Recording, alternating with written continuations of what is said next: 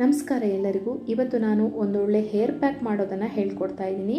Hair ಗ್ರೋತಿಗೆ ತುಂಬಾ ಅನುಕೂಲ ಆಗುತ್ತೆ ಈ ಒಂದು ಹೇರ್ ಪ್ಯಾಕ್ ಮಾಡೋಕೊಳ್ಳೋದ್ರಿಂದ.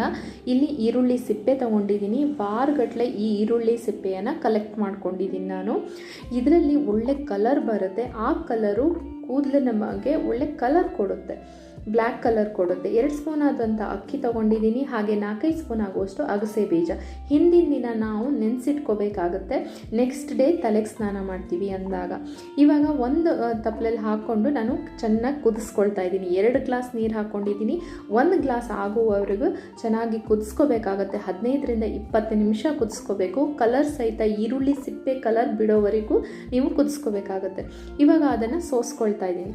ನೋಡಿ, ಆರಿದ್ರೆ ನೀವು ಕೈಯಲ್ಲೇ ಇದನ್ನು ಪೇಸ್ಟನ್ನು ಗ್ಯೂಚಿ. ಇದರಿಂದ ಏನಾಗುತ್ತೆ, ದಪ್ಪವಾದ ರಸ ಸಿಗುತ್ತೆ ನಮಗೆ. ದಪ್ಪವಾದ ರಸ ಅಂದ ತಕ್ಷಣ ಇನ್ನೊಂದು ಸ್ವಲ್ಪ ಲೋಳೆ ಅಂಶ ಜಾಸ್ತಿ ಆದ ಕೂಡಲೇ ಕೂದಲು ಸಿಲ್ಕಿ ಆಗಲಿಕ್ಕೆ, ರೇಷ್ಮೆ ಆಗಲಿಕ್ಕೆ, ಸಮೃದ್ಧಿಯಾಗಿ ಬೆಳವಣಿಗೆ ಆಗಲಿಕ್ಕೆ ಅನುಕೂಲ ಆಗುತ್ತೆ. ಸೊ ಇದರಲ್ಲಿರುವಂಥದ್ದು ಪ್ರತಿಯೊಂದು ಅಂಶವನ್ನು ನೀವು ಏನು ಮಾಡಬೇಕಾಗುತ್ತೆ, ಹಿಂಡಿ ತಗೋಬೇಡಿ. ಇದನ್ನು ನಾನು ಬಿಸಿ ಇರೋದ್ರಿಂದ ಸ್ಪೂನಲ್ಲೇ ಈ ರೀತಿ ಮಾಡ್ಕೊಳ್ತಾ ಇದ್ದೀನಿ ಅಷ್ಟೇ.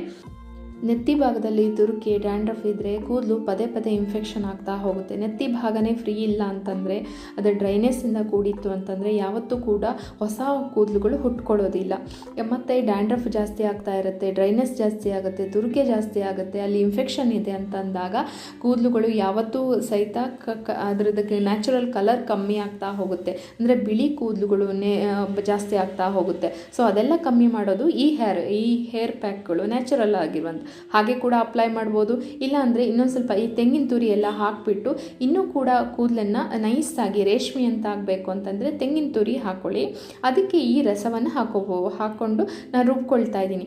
ಈ ರಸವನ್ನು ಹಾಗೆ ಅಪ್ಲೈ ಮಾಡ್ಕೋಬೋದು. ತುಂಬಾ ಒಳ್ಳೆಯದು ರಿಸಲ್ಟ್ ಕೊಡುತ್ತೆ. ಇಲ್ಲ ಅಂತಂದರೆ ನೆಕ್ಸ್ಟ್ ನೀವು ಇನ್ನೊಂದು ಸ್ವಲ್ಪ ಚೆನ್ನಾಗಿ ಮಾಡ್ಕೋಬೇಕಂದ್ರೆ ತೆಂಗಿನ ತುರಿ ಹಾಕ್ಕೊಳ್ಳಿ. ಇದಕ್ಕೆ ನಾನು ಕಿತ್ತಲೆ ಹಣ್ಣಿನ ಸಿಪ್ಪೆ ಹಾಕ್ಕೊಳ್ತಾ ಇದ್ದೀನಿ. ಅದಕ್ಕೆ ಏನು ಕಾರಣ ಅಂದರೆ, ನಾವು ಈರುಳ್ಳಿ ಬಳಸಿದಾಗ ಅದರಲ್ಲಿ ಈರುಳ್ಳಿ ಸ್ಮೆಲ್ ಹೋಗಬೇಕು ಅನ್ನೋದಕ್ಕೆ ಈ ರೀತಿ ಮಾಡ್ತಾ ಇದ್ದೀನಿ. ಜೊತೆಗೆ ಡ್ಯಾಂಡ್ರಫ್ ಫ್ರೀ ಮಾಡುತ್ತೆ. ಹಾಗೆ ಹಾಕ್ಕೊಂಡು ನಾನು ಇದನ್ನು ಬಳಸ್ತಾ ಇದ್ದೀನಿ. ಇಲ್ಲಾಂದರೆ ಗುಲಾಬಿ ಎಸಳನ್ನು ಕೂಡ ನೀವು ಹಾಕೋಬಹುದು.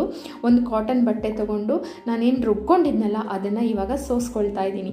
ಗುಲಾಬಿ ಎಸಳನ್ನು ಹಾಕೊಳ್ಳೋದ್ರಿಂದನೂ ಸಹಿತ ಈರುಳ್ಳಿ ಸ್ಮೆಲ್ಲನ್ನು ಕಮ್ಮಿ ಮಾಡ್ಬೋದು. ಈರುಳ್ಳಿ ಸ್ಮೆಲ್ ಬರಬಾರ್ದು ಸ್ನಾನ ಮಾಡಾದ ನಂತರನೂ ಅಂತ ಹೇಳಿ ಇವೆರಡನ್ನು ನಾನು ಹಾಕ್ಕೊಳ್ತಾ ಇದ್ದೀನಿ. ಯಾವುದಾದ್ರು ಒಂದು ಹಾಕ್ಕೊಂಡ್ರೆ ನಡೆಯುತ್ತೆ.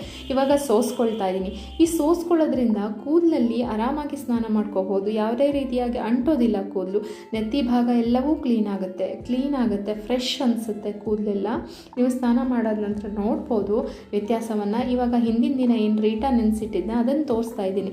ಇದನ್ನು 2 ರೀತಿಯಲ್ಲಿ ಯೂಸ್ ಮಾಡ್ಕೋಬೋದು. ನೋಡಿ, 4 ನೆನೆಸಿಟ್ಟಿರುವಂಥ ಕಾಯಿಗಳನ್ನು ಇದಕ್ಕೆ ಹಾಕಿ ರುಬ್ಕೋಬೋದು ಒಂದು.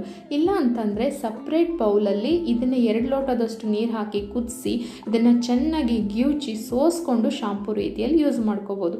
ನಾನು ಇದನ್ನೇನು ಮಾಡಿದ್ದೀನಲ್ಲ, ಈಗ ರುಬ್ಕೊಂಡು ಹೇರ್ ಪ್ಯಾಕ್ ಮಾಡ್ಕೊಂಡಿದ್ದೀನಲ್ಲ, ಅದನ್ನು 1.5 ತಾಸು ಅಥವಾ 2 ತಾಸು ಬಿಟ್ಟು ಸ್ನಾನ ಮಾಡ್ಕೊಳ್ತಾ ಇದ್ದೀನಿ. ಇದನ್ನು ಅಪ್ಲೈ ಮಾಡ್ಕೊಂಡಾದ ನಂತರ ನಾನು ರೀಠಾವನ್ನು ಬಳಸಲಿಕ್ಕೆ 2 ಮಾರ್ಗಗಳನ್ನ ಹೇಳಿದ್ದೀನಿ. ನೋಡಿ, ಕೇವಲ ಹೇರ್ ಡೈ ಏನಿದೆಯಲ್ಲ ಬ್ಲ್ಯಾಕ್ ಕಲರ್ ಹಚ್ಚೋದ್ರಿಂದನೇ ಕೂದಲು ಬ್ಲ್ಯಾಕ್ ಆಗುತ್ತೆ ಅನ್ಕೋಬೇಡಿ. ಈ ರೀತಿಯಾದ ಹೇರ್ ಮಾಸ್ಕ್ಗಳನ್ನು ಬಳಸೋದ್ರಿಂದ ಕೂಡ ಕೂದಲು ಕಪ್ಪಾಗುತ್ತೆ. ನಿಧಾನವಾಗಿ ಕಪ್ಪಾಗ್ತಾ ಬರುತ್ತೆ, ರೇಷ್ಮೆ ಅಂತ ಆಗುತ್ತೆ, ಸಾಫ್ಟ್ ಆಗೋದ್ರಿಂದ ಕೂದಲು ಸಹಿತ ಬೆಳವಣಿಗೆಗೆ ಅನುಕೂಲ ಆಗುತ್ತೆ. ನಿಧಾನವಾಗಿ ಕಪ್ಪಾಗ್ತಾ ಬರುತ್ತೆ, ಹೇರ್ ಗ್ರೋತ್ ಕೂಡ ಚೆನ್ನಾಗಿ ಬರುತ್ತೆ. ಇದು ಯಾವುದೇ ರೀತಿಯಾದಂಥ ಅಂಟೋದಿಲ್ಲ ಕೂದಲಿಗೆ. ತುಂಬ ನಯಸ್ಸಾದಂಥ ಪೇಸ್ಟ್ ಇದು. ಈ ಪೇಸ್ಟನ್ನು, ಈ ಹೇರ್ ಮಾಸ್ಕನ್ನು ಬಳಸಿ. ಹಾಗೆ ನನ್ನ ಚಾನಲ್ನ ಸಬ್ಸ್ಕ್ರೈಬ್ ಮಾಡಿ.